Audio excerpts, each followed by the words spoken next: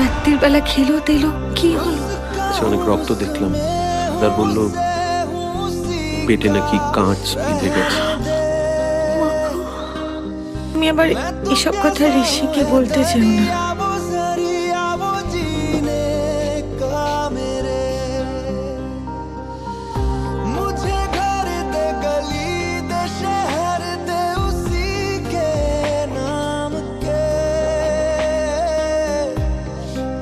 কিন্তু যা হয় আর কি, আন্টি শাড়িটা মেরামত করতে গিয়ে একদম খেয়াল ছিল না। তোমার এটা কেন মনে হচ্ছে যে আমি তোমাকে তাড়িয়ে দেব? তাহলে হয়তো আমারই ভুল। মিঠি উঠেছে গো, বরং চমকে গেলে কেন? আপনার আসার শব্দ পাইনি।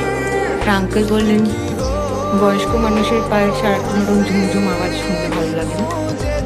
চাটা এখানেই নিয়ে আসি, হ্যাঁ? তুমি আমাদের সকলের সঙ্গে বসে চা খেয়ে আড্ডা মারো।